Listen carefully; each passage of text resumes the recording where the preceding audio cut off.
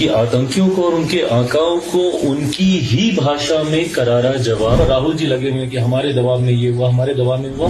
आखिरी बार जाति आधारित जनगणना लगभग 100 साल होने को आया। मुख्यमंत्री पद के लिए कोई वैकेंसी ही नहीं। परिणाम आने के बाद पुनः मुख्यमंत्री पद की शपथ वही लेंगे। वर्तमान में केंद्र सरकार ने 2 ऐसे फैसले लिए जिसके बाद देश की जनता की उम्मीदें सरकार से और ज्यादा हो गई है।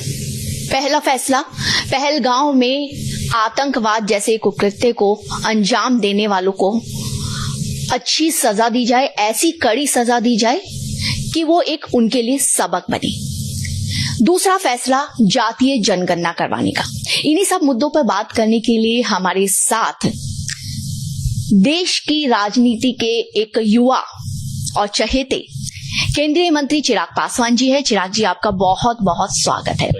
सबसे पहले तो जैसे मैंने कहा कि केंद्र सरकार ने जो फैसले लिए हैं, तो पहला फैसला हम जो बात करेंगे, पहलगांव में जो आतंकवादी हमला हुआ उस पर जिस तरीके से केंद्र सरकार एक के बाद एक कड़े एक्शन और फैसले ले रही है, क्या सोचना है आपका? देखिए, और ये इच्छा शक्ति और ये सामर्थ्य देश का नेतृत्व कर रहे मेरे प्रधानमंत्री आदरणीय नरेंद्र मोदी जी में है कि आतंकियों को और उनके आकाओं को उनकी ही भाषा में करारा जवाब दे सकते हैं। और इससे पहले भी हम लोगों ने दिया है। जब पुलवामा में भी जब इस तरीके की घटना घटी थी, उस वक्त भी देश ने और दुनिया ने देखा था कि किस तरीके से प्रधानमंत्री जी के द्वारा जवाबी कार्रवाई की गई। और इस बार भी उचित समय पर उचित कार्रवाई कर कम से कम उन आतंकियों को और उनके आकाओं को इतना सबक तो जरूर सिखाया जाएगा कि भविष्य में कभी भारत की तरफ इस तरीके से आतंकी गतिविधियों को अंजाम देने से पहले कम से कम 100 बार सोचें। दूसरे फैसले की हम बात करते हैं जातीय जनगणना के, जिस पर अब विपक्ष अपना क्रेडिट भी जो है वो ले रहा है। किस तरीके से इस फैसले को देखते हैं, खासतौर से अगर बिहार चुनाव के परिप्रेक्ष्य में देखा जाए तो?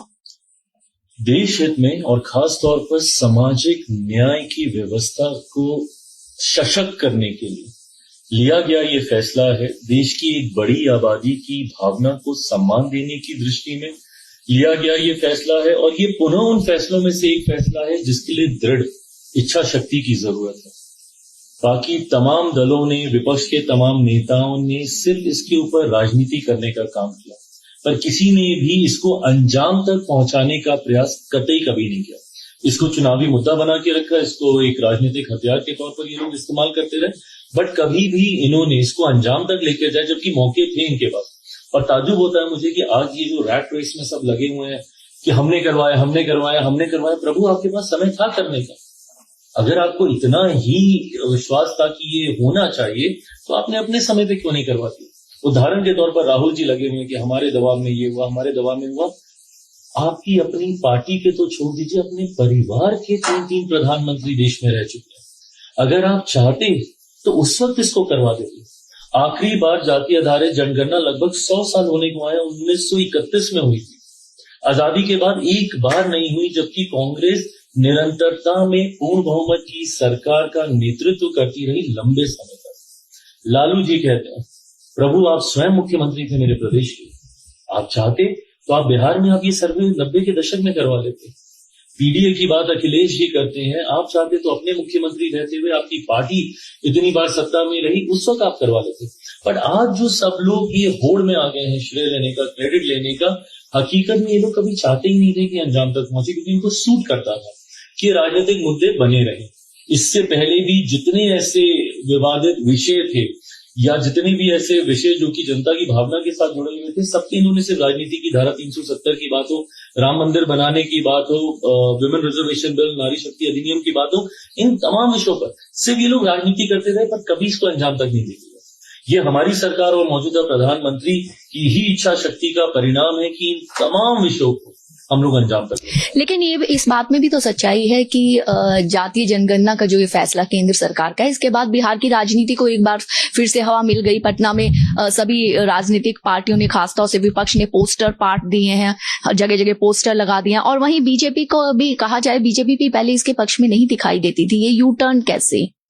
मैं इसको कभी यू टर्न नहीं मानूंगा। अगर ये यू टर्न होता तो जब बिहार में ये सर्वे कराया गया था तो उस वक्त भारतीय जनता पार्टी के हर एक नेता, हर एक विधायक ने इसका समर्थन किया था। गाहे बगाहे इसको लेकर जब भी मेरी चर्चा हुई, और मैं तीसरे कार्यकाल का ही जिक्र नहीं कर रहा, दूसरे कार्यकाल के दौरान हम लोगों के साथ जो सहयोगी दल है भारतीय जनता पार्टी के शीर्ष नेतृत्व की गाहे बगाहे इस विषय को लेकर चर्चा होती रही है। तो ये प्लानिंग में लंबे समय से था और इसकी लंबे समय की प्लानिंग की जरूरत भी थी। जितनी बड़ी आबादी का हम लोग जिक्र कर रहे हैं, 1.4 बिलियन पीपल, इनकी जनगणना और उसमें भी जाति को आधार बनाकर वो जनगणना करना कोई आसान काम नहीं है। उसके लिए वो पूरा इकोसिस्टम का तैयार होना बहुत जरूरी है, जिसको लेकर तैयारी लंबे समय से हम लोग की चल रही थी। तो मैं नहीं मानूंगा विपक्ष जरूर इस बात का भ्रम फैलाने का प्रयास करता है, नैरेटिव सेट करने का प्रयास करता है कि भाजपा इसके लिए कभी तैयार नहीं थी या भाजपा। लेकिन यहाँ टोकूंगी कि आपकी पार्टी भी बहुत डिमांड कर रही थी जातीय जनगणना की। हम लोग तो लगातार, और बल्कि मेरे और भाजपा के बीच में दरारें दिखाई जाती थी ये कहते हुए कि हम लोग ideologically we are poles apart. जहां मैं हर मन से एडवोकेट करता हूं कि जातीय आधारित जनगणना होनी चाहिए, तो कहा जाता था कि बीजेपी कभी इसके लिए तैयार नहीं होगी। और यही गठबंधन की खूबसूरती, आज हम सब एक पेश में। यही गठबंधन की खूबसूरती है, लेकिन इस गठबंधन से जब पशुपति पारस जो हैं वो अलग हुए, तो इसका क्या झटका लगेगा पार्टी गठबंधन को? क्योंकि देखा जाए अब जातीय जनगणना की जब बात आती है, अगर पासवान अगर जातीय उसको देखी जाए तो अच्छे खासे बिहार में है, मेरे ख्याल से 5-5.5% अगर सर्वे के हिसाब से। मैं सर्वे के हिसाब से, बट मैं मानता हूं कि उससे कई ज्यादा है। अब तो जनगणना हो ही जाएगी तो एग्जैक्ट आंकड़े सामने आ जाएंगे। पर मैं जरूर विश्वास के साथ कह सकता हूं कि बिहार की एक बड़ी आबादी एक क्रॉस द कास्ट लाइन आज की तारीख में मेरे प्रधानमंत्री, हमारे गठबंधन एनडीए के पक्ष में एकजुटता के साथ खड़ी है।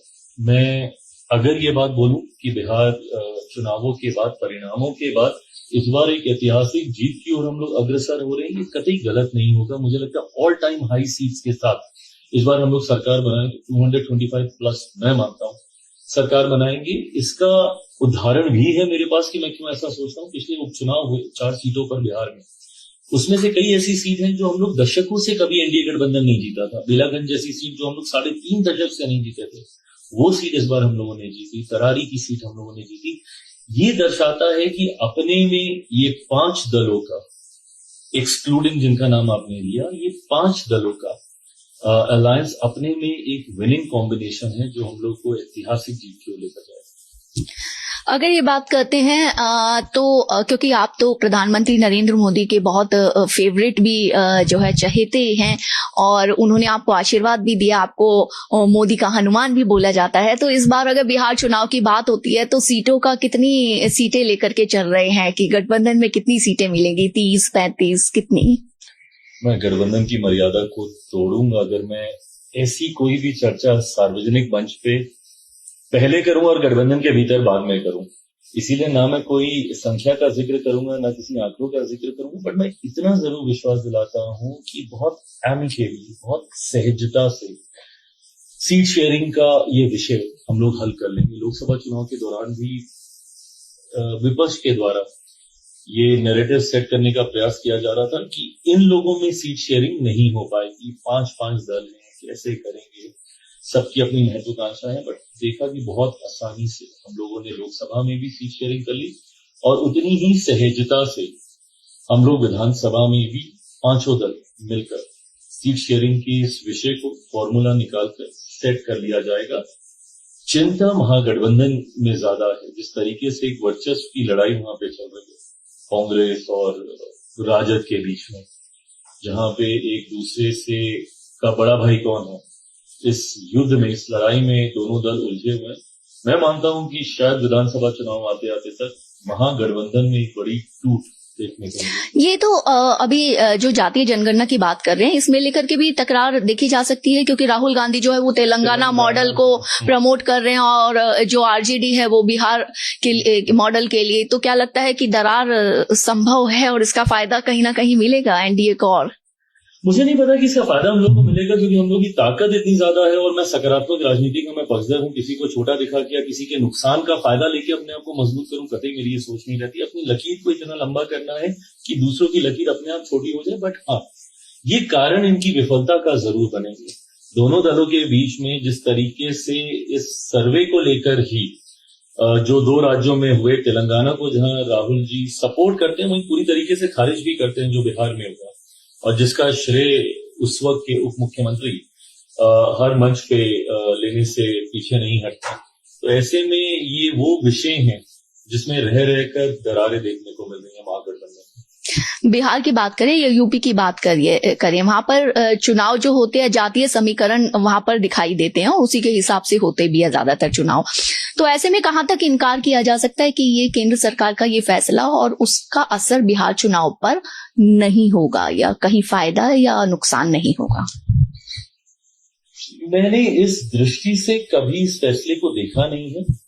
मैंने जन भावना के तौर पर जरूर देखा है, नीड ऑफ द आवर के तौर पर मैंने जरूर देखा है कि अभी समय है कि जाति आधारित जनगणना होनी चाहिए, क्योंकि ये आंकड़े सरकार के पास हैं ही नहीं कि किस जाति की कितनी आबादी है।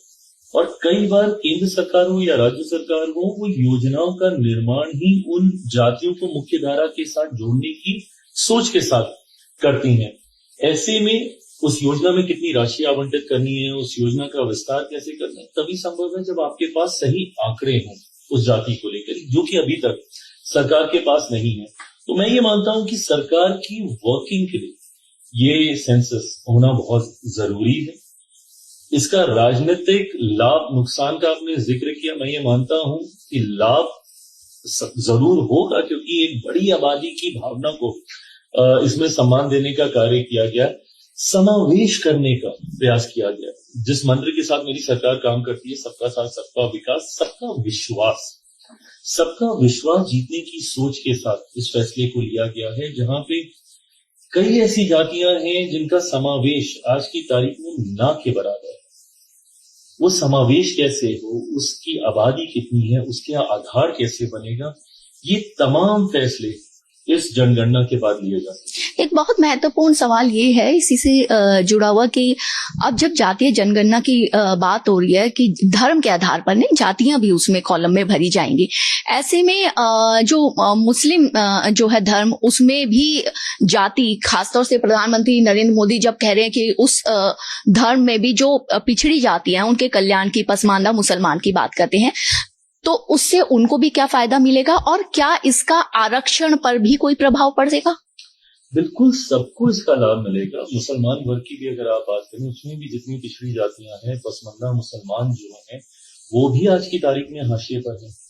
हम लोगों ने वक्त में जो बदलाव किए हैं, जो अमेंडमेंट्स उसमें किए गए, उसके पीछे की सोच यही थी कि जो गरीब मुसलमान हैं उनको उनका हक मिले, ना कि कुछ मुट्ठी भर लोग जो उस व्यवस्था को संचालित करने का काम कर रहे हैं, सिर्फ वही आज तक उसका लाभ उठाते रहे। ऐसे में ये तमाम फैसले उस गरीब वर्ग, उस वंचित वर्ग में आने वाली जातियों को आगे लाने की सोच के साथ किया गया है। तो डेफिनेटली इस फैसले का असर हर धर्म पर पड़ेगा, हर धर्म से आने वाली वंचित जातियों पर इसका सकारात्मक प्रभाव आने वाले दिनों में देखने को मिलेगा, ये मेरा विश्वास है।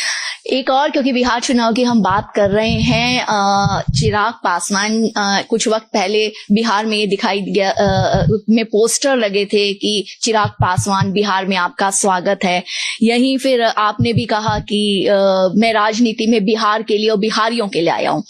तो क्या केंद्र की राजनीति से जो है थोड़े वक्त के लिए लगाव रहेगा? बिहार विधानसभा चुनाव लड़ेंगे चिराग पासवान, या फिर केंद्र में ही रह के बिहार के लिए काम करेंगे? मैं अपने आप को केंद्र की राजनीति में बहुत लंबे समय तक नहीं देखता हूँ, और मेरा राजनीति में आने का कारण ही बिहार और बिहारी रहे। बिहार फर्स्ट, बिहारी फर्स्ट की सोच के साथ आगे बढ़ने का मैं कार्य कर रहा हूँ। ऐसे में मेरी लड़ाई बिहार की उस खोए हुए गौरव, बिहार की अस्मिता को वापस लाने की रही, क्योंकि दिल्ली में मैं रहा हूँ, बम्बई में मैंने काम किया, मैंने देखा है किस तरीके से दूसरे राज्यों में, दूसरे देशों में बिहारी कठिन परिस्थितियों में रहते हैं। स्वेच्छा से कोई अपना राज्य छोड़कर नहीं गया, उनको मजबूरी में 90 का वो दशक जहां पे पलायन चरम सीमा पर था, लोगों को मजबूर होना पड़ा और पीढ़ी बीत गई दूसरे राज्यों में, दूसरे देशों में रहते हुए।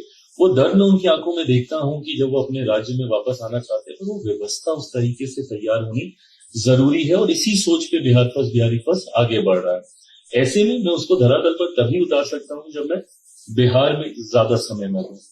तो इसीलिए आने वाले दिनों में जरूर बिहार की राजनीति में अपने आप को देखता हूँ। विधानसभा का चुनाव लड़ूंगा नहीं लड़ूंगा ये फैसला पार्टी को लेना है। जब मैं ये कहता हूँ कि ये फैसला पार्टी को लेना है तो छूटते ही मेरे ऊपर कहा जाता है कि भैया आप ही पार्टी हैं, आप पार्टी के राष्ट्रीय अध्यक्ष हैं, आप जहां से चाहेंगे चुनाव लड़ लेंगे। सही बात है, मैं लड़ लूंगा चुनाव। पर जब मैं कहता हूँ कि पार्टी को ये फैसला लेना है, पार्टी को ये चर्चा मंथन करनी है कि क्या मेरे विधानसभा चुनाव लड़ने से पार्टी को फायदा है, गठबंधन को फायदा है, क्या इससे हमारे प्रत्याशियों को और ज्यादा बल मिलेगा जो वहां पे चुनाव लड़ रहे हैं, क्या इससे हमारा स्ट्राइक रेट और बेटर हो सकता है। इन तमाम चीजों पर सर्वे कराकर, मंथन कर चिंतन कर पार्टी जिस सुझाव के साथ मेरे सामने आएगी जरूर मैं उसका पालन करूंगा। तो ऐसे में ये भी उम्मीद की जा सकती है कि आने वाले दिनों में जो है एनडीए की तरफ से बिहार में मुख्यमंत्री चुनाव के बाद चिराग पासवान जो है युवा मुख्यमंत्री भी हो सकते हैं। बिहार में आज की तारीख में मुख्यमंत्री पद के लिए कोई वैकेंसी ही नहीं है और मैं बहुत कैटेगोरिकली इस बात को बोल रहा हूँ। गठबंधन में कई बार भ्रम फैलाने का प्रयास किया जाता है कि मुख्यमंत्री के नेतृत्व में चुनाव लड़ेंगे बट उनको मुख्यमंत्री बनाएंगे नहीं। तमाम तरीके का विपक्ष भ्रम फैलाता है। इस बात को मैं स्पष्ट कर दूं, मौजूदा मुख्यमंत्री नीतीश कुमार जी के नेतृत्व में चुनाव लड़ा जाएगा। जीत के बाद, परिणाम आने के बाद पुनः मुख्यमंत्री पद की शपथ वही लेंगे। तो जहां तक रही बात की चिराग पासवान मुख्यमंत्री बनने की सोच, लालसा के साथ बिहार में आना चाहते हैं, कतई नहीं। बिहार फर्स्ट, बिहारी फर्स्ट की सोच को मजबूती देने के लिए मैं बिहार जाना चाहता हूँ। चलिए, भारत एक्सप्रेस से बात करने के लिए और बेबाकी से हर सवाल का जवाब देने के लिए आपका बहुत बहुत शुक्रिया। भारत एक्सप्रेस के लिए कैमरामैन मनु के साथ मैं कोमल शर्मा।